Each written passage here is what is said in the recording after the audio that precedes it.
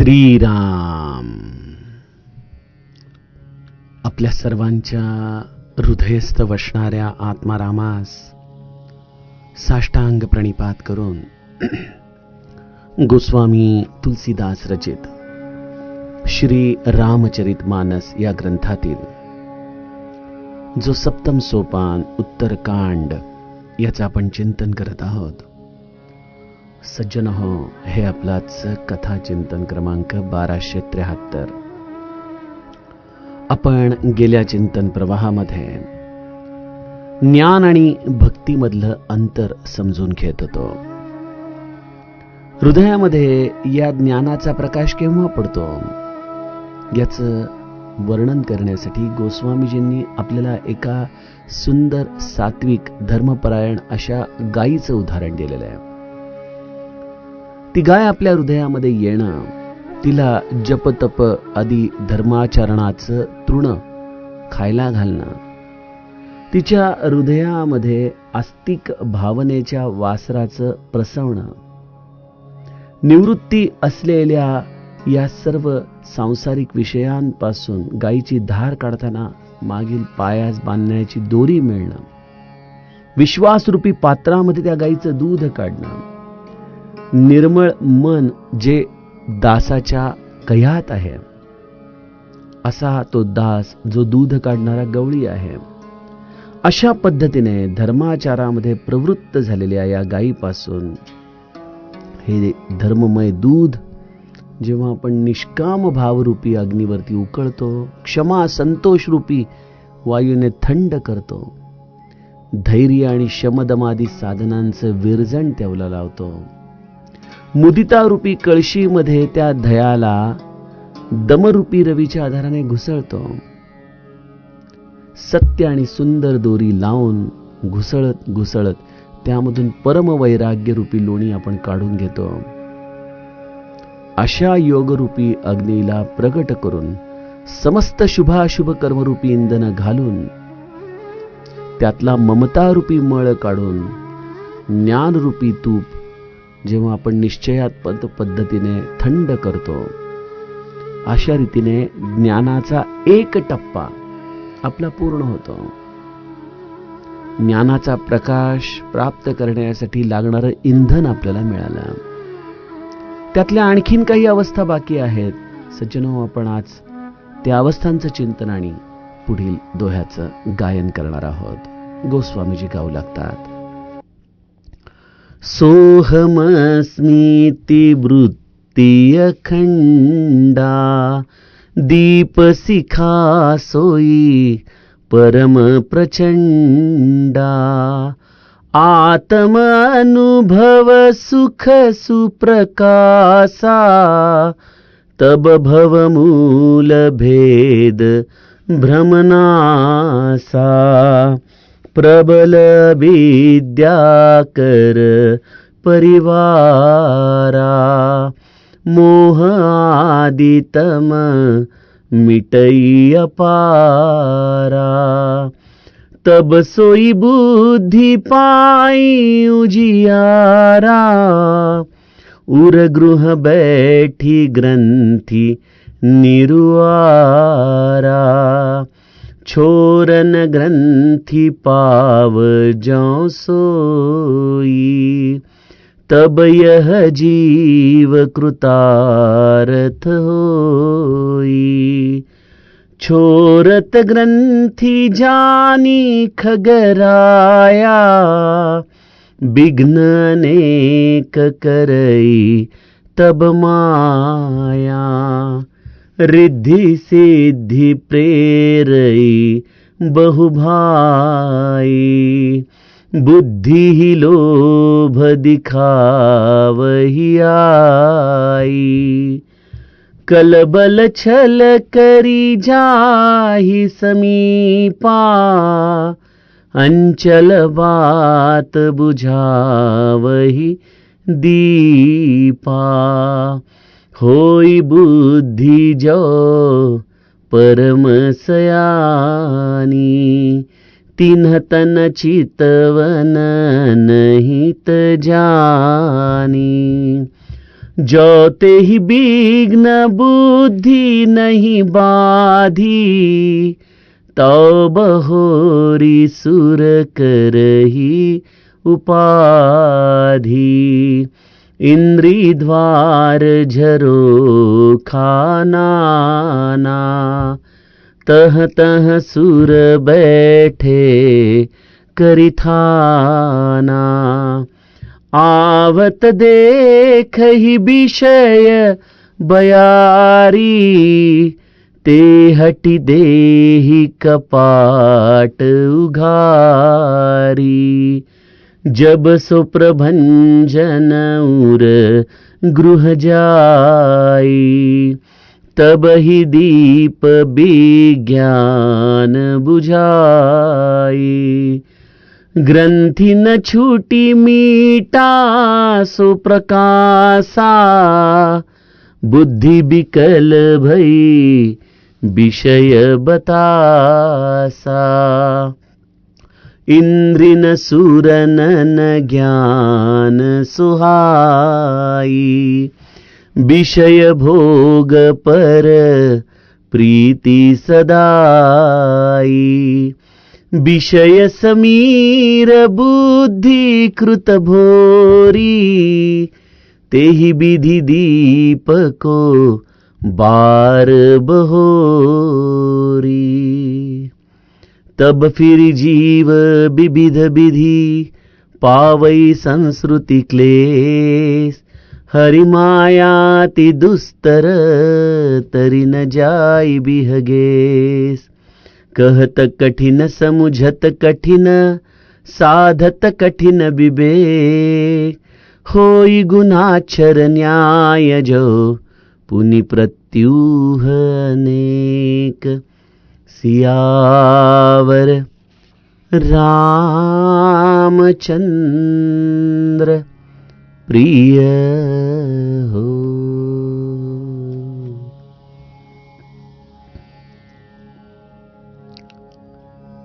सज्जन हो, हा ज्ञान योग समजावून सांगण्यासाठी एवढा अवघड आहे, तर तो आचरणात आणण्यामध्ये किती अवघड असेल बरं, विचार केलाच बरा. आपले श्रोते देखील चतुर असतात.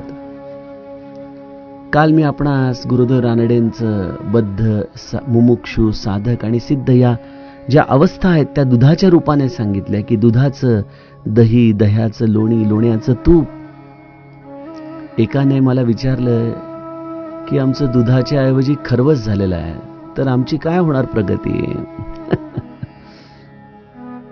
मला आठवतं हे उदाहरण बऱ्याच वर्षापूर्वी गोंदवल्यामध्ये देखील एकदा असं चिंतनाला घेत असताना एक चतुर श्रोता आला, म्हणाला आमचं दुधाचं दही होण्याच्या ऐवजी पनीर झालंय मधल्यामध्ये. खरोखर सज्जनो, स्थित्यंतर, वृत्त्यंतर ही फार अवघड गोष्ट आहे. आम्ही बदलत नाही. We don't change. J Krishnamurti म्हणायचे ना, वी नेव्हर चेंज. आपण बदलत नाही.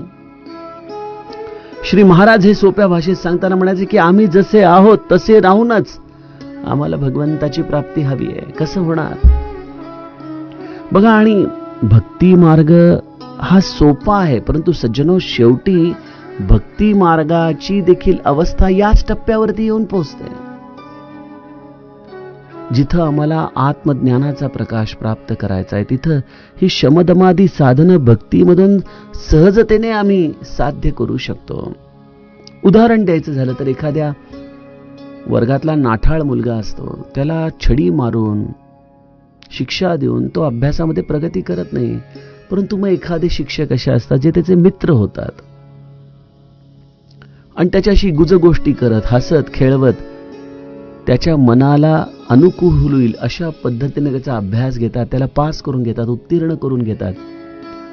सज्जनो, अभ्यास तर त्याला करायचाच आहे. मग त्या छड्या लागून करायचा आहे का अशा गुजगोष्टी करून करायच्या आहेत? प्रश्न फक्त एवढाच आहे. भक्तीमध्ये आम्हाला हा सखा रूपाने भगवंत मिळतो, सद्गुरू मिळतो, जो आमच्या हृदयाशी संवाद करतो. आणि त्यामुळं ज्ञानयोगाच्या साधनेचे कष्ट भक्ती मार्गामध्ये जाणवत नाहीत, एवढंच आहे.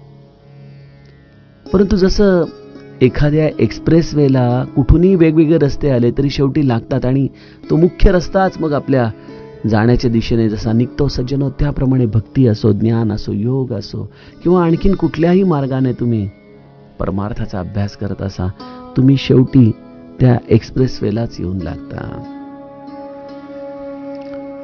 ज्ञान योगामध्ये आपल्याला काल गोस्वामीजींनी सांगितले की हे तूप कसं प्राप्त करायचं. किती अवघड प्रक्रिया आहे.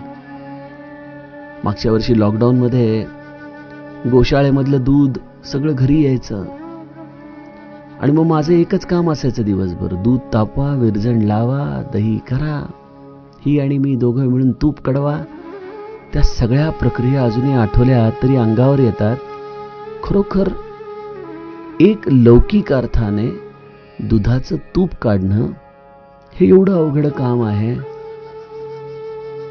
इथं परमार्थामध्ये हृदयामधल्या या सगळ्या शमदमादी साधनांना वितळवून हे आपल्या जीवनामध्ये ज्ञानाला उपयुक्त असलेलं असं निश्चयात्मक बुद्धीने थंड झालेलं तूप प्राप्त करणं हे किती परम कठीण असेल सज्जनो, याचा विचारच केलेला बरा.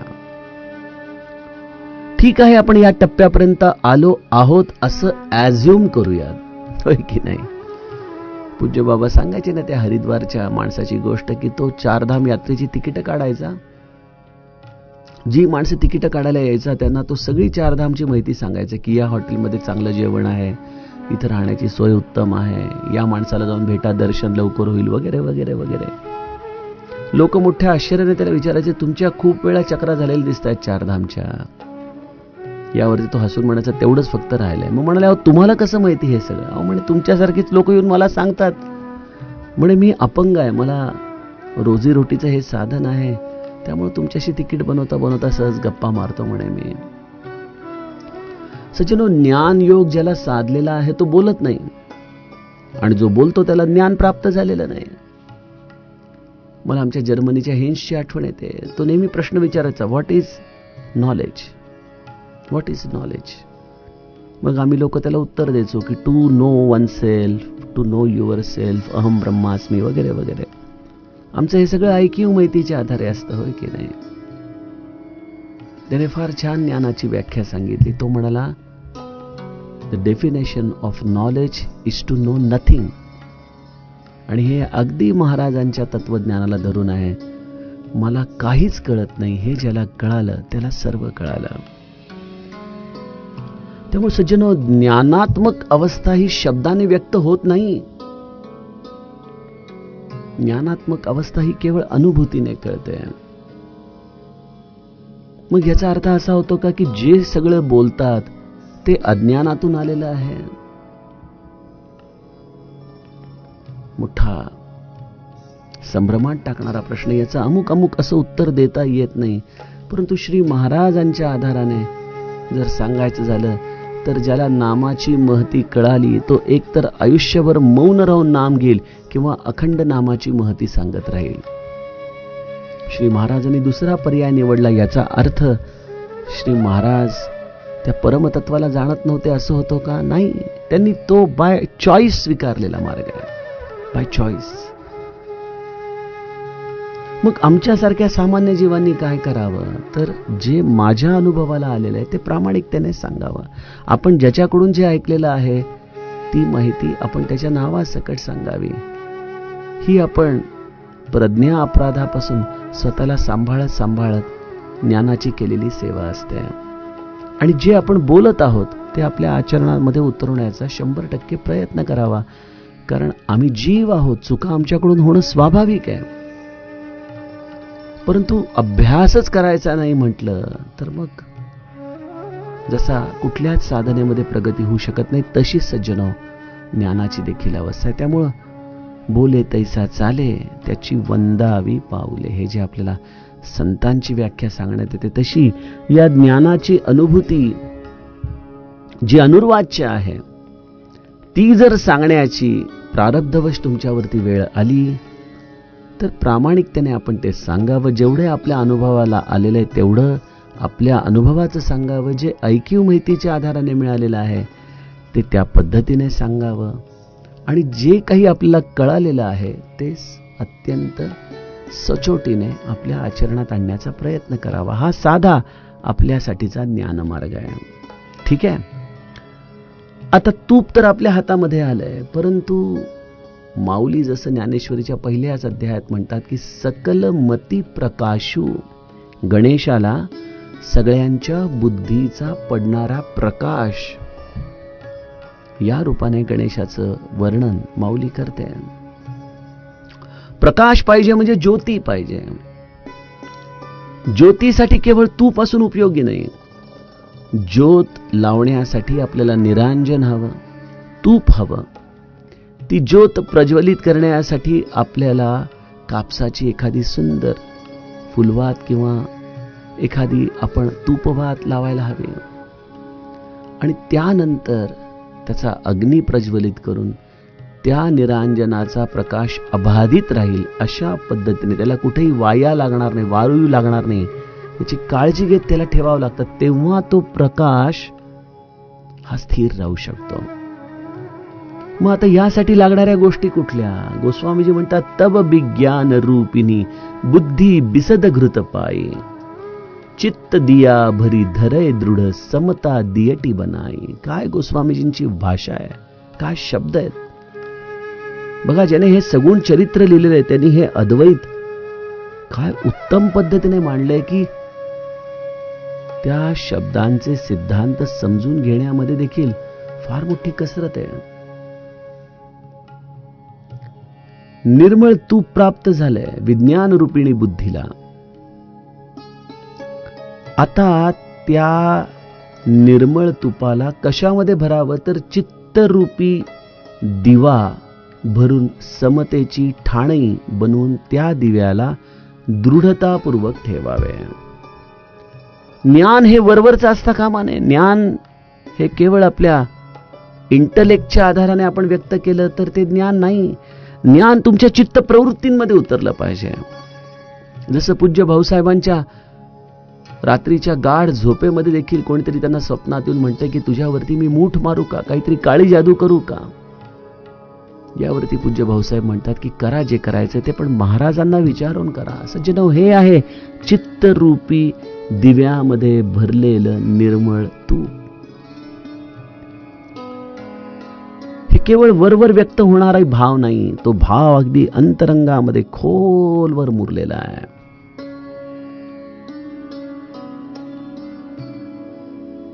अशा रीतीने हे चित्तरूपी दिवा भरून समतेची ठाणी, दिवा ठेवण्याची तिवई बनवून त्या दिव्याला दृढतापूर्वक तिथं ठेवावा. तकलादू असेल, हलणारं असेल तर दिवा पडू शकतो. पडल्यानंतर त्यातलं तूप सांडू शकतं, ज्योत विझू शकते. म्हणून तिला अत्यंत दृढतापूर्वक समत्वाच्या पातळीवरती ठेवावा. गोस्वामीजी म्हणतात तिन्ही अवस्था तिन्ही गुण तेही कपास ते काढी. आता गरज आहे गुणरूपी कापसाच्या या बोंडाला त्यातली रुई काढून त्याची सुंदर कडक वात बनवायची. मग ती कशी बनवायची तर जागृती, स्वप्न आणि सुषुप्ती या तीन अवस्था, सत्व, रज आणि तम हे तीन गुण कापसाच्या बोंड्यातून तुर्यावस्था रूपी रुईला काढून नंतर ती वळवून तिची सुंदर कडक वात बनवावी. बापरे, तीन अवस्था तीन गुण रूपी कापसाच्या बोंडातून तुर्यावस्था रूपी रुई. कारण विज्ञान हे तुर्यातीत आहे. तुर्या हा देखील ज्ञानाचा अडथळा आहे सज्जनो.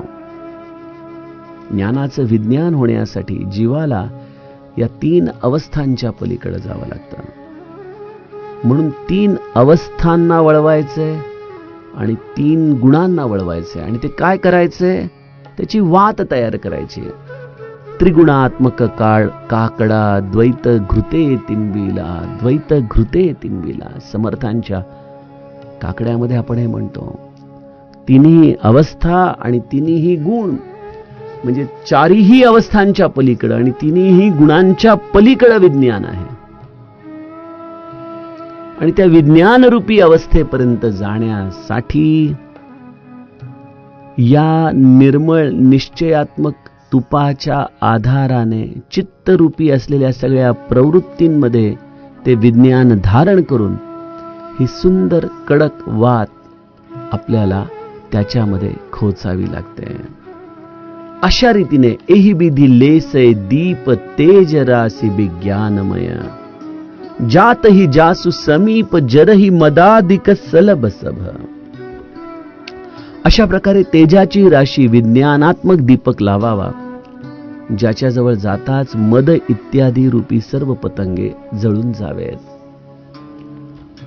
आता इथं गोस्वामीजी आपल्याला ही गोष्ट सांगत नाहीत की या वातीला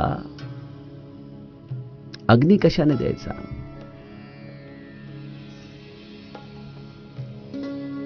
मला माऊलीचा 9वा अध्याय डोळ्यासमोर येतो की जसं एका निरांजनाने दुसऱ्या निरांजनाला प्रज्वलित केल्यानंतर पहिलं निरांजन कुठलं आणि दुसरं निरांजन कुठलं हे कळत नाही, त्याप्रमाणे सज्जनो, या अवस्थेमध्ये जगणाऱ्या एखाद्या समर्थ सद्गुरूच्या कृपा आशीर्वादाने आपण आपल्या हृदयातला हा चित्तरूपी समईतल्या वातेला प्रज्वलित करावं. हे गुरुकृपेनेच प्रज्वलित होतं. कारण सगळं आहे परंतु कृपा नाही. काय उपयोग आहे, काय उपयोग आहे. एवढे तुम्ही प्रयत्न करून त्या गायीपासून तुपापर्यंत आला, चित्तामध्ये हे सगळं तुम्ही तूप भरलं, तिन्ही अवस्थांची कडक वात तयार केली, परंतु पेटवायला अग्नीच नाही तुमच्याकडं. काय करा. संत आपल्याला असे फिल इन द ब्लँक्स देतात चिंतनासाठी, जिथे तुम्हाला कळालं पाहिजे की साधनाची मर्यादा काय. बघा, इथपर्यंत सगळं जीवाला करायचंय, होय की नाही. शमदमादी साधना करायची आहेत, दूध तापवायचंय, विरजण घालायचंय, तूप करायचं, हे सगळं कृती आहे. परंतु या कृतीतून शेवटी कृपा ही अत्यावश्यक आहे. आणि हे गोस्वामीजी आम्हाला फिल इन द ब्लँक सारखं देतात.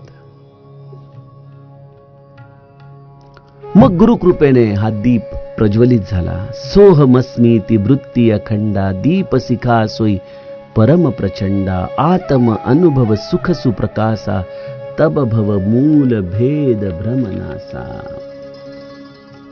सोहमस्मी, ते ब्रह्म मीच आहे, ही जी अखंड तैल धारवत कधी न सुटणारी वृत्ती आहे, तीच या ज्ञानदीपकाची परमप्रचंड दीपशिखा ज्योत आहे. परमप्रचंड.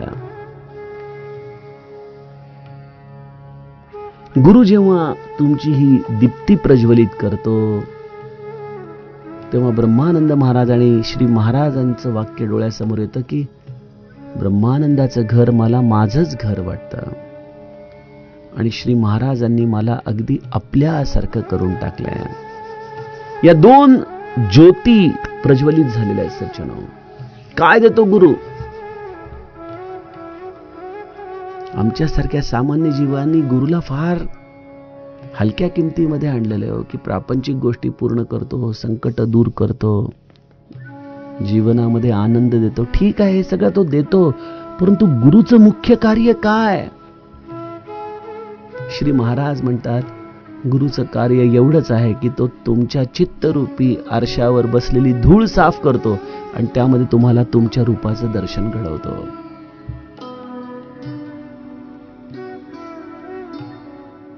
गुरु तुम्हाला अगदी आपल्यासारखं करून टाकतो. तिथे तुमच्यामध्ये भेदच राहत नाही. असा हा ज्ञानदीपाचा परमप्रचंड ज्योत निर्माण होते. तेव्हा आत्मानुभवाच्या सुखाच्या सुंदर प्रकाश पसरतो. तेव्हा संसाराचा मूळ भेदरूपी भ्रमाचा नाश होतो. जेव्हा हा प्रकाश आपल्या हृदयामध्ये प्रकटतो तेव्हा एकच कळतं, या विश्वाची लोकसंख्या किती आहे? एक एक एक. मीच आहे, मीच आहे. मी सोडून तिथं दुसरं कोणी नाहीच. ही आपल्या मनाची अवस्था. मनाचं मुख्य कार्य काय आहे? मन द्वैत निर्माण करतं. मी आणि तू हा भाव मन निर्माण करतं. ते मनच लय पावलं की इथं वेगळेपणाने अनुभवण्यासाठी कोणी राहतच नाही. ते मन लय पावतं म्हणजे काय होतं? या विश्वमनाशी एकरूप होतं. आणि जेव्हा ते विश्वमनाशी एकरूप होतं तेव्हा तुम्ही विश्वरूप होता. हा आत्मानुभाव आहे, त्याचा हा सुंदर प्रकाश आहे, जिथं तुम्ही सोडून दुसरं कोणीच दिसत नाही. अशी ही मनाची एक व्यापक अवस्था होते. प्रबल विद्या कर परिवारा, मोह आदितम मिटैया पारा, तब सोई बुद्धि पाई उजियारा, उरगृह बैठी ग्रंथी निरुवारा. असा हा प्रकाश एकदा हृदयामध्ये प्रगटला की गोस्वामीजी म्हणतात की अविद्यारूपी असलेल्या परिवाराचा, ज्याच्यामध्ये मोह इत्यादी अपार अंधकार आहे, तो सगळा अंधकार या ज्योतीच्या प्रकाशाने नष्ट होऊन जातो. जसा हा रात्रीचा अंधकार आहे, त्याला हजारो कोट्यावधी दिवे लावले तरी आपण नाहीसं करू शकत नाही. परंतु एक सूर्योदय झाला की तो अंधकार कुठच्या कुठं पळून जातो. त्याप्रमाणे सज्जनो, एकच गोष्ट आहे आत्मज्ञान. आत्मज्ञान त्याचा उदय आपल्या हृदयामध्ये झाला की आमच्या अंतःकरणामध्ये अविद्यारूपी असलेल्या कुठल्याही परिवाराचा सदस्य राहू शकत नाही. फार सुंदर महत्वाची गोष्ट आहे. आम्ही अजून या आत्मज्ञानाच्या प्रकाशापासून किती लांब आहोत हे जर बघायचं असेल तर एक चेकलिस्ट तयार करावी की माझ्यामध्ये कामविकार किती आहे, क्रोधाधिक विकार किती आहेत. या प्रत्येक षडविकाराचं आपण क्वांटिफिकेशन करावं, मार्क द्यावे, त्याला प्रायोरिटी ठरवावी की माझ्यामध्ये कुठला विकार प्रबळ आहे. आणि हळूहळू विवेकाने त्या विकारावरती काम करायला लागावं. प्रार्थनापूर्वक गुरुला सांगावं की या विकाराला तू तिलांजली दे, हे मला फार त्रास देत आहेत. अशा पद्धतीने आपणच आपले स्वतःचे गुरु होऊन या षडविकारांचा लय होतोय की नाही ते पाहावं. सज्जनो, जसा जसा त्या लयाच्या दिशेने जातात तसा तसा आत्मज्ञानाची झुंजमुंज आपल्या आयुष्यामध्ये, आपल्या अंतःकरणामध्ये यायला सुरुवात होते. हा विवेक आहे सज्जनो.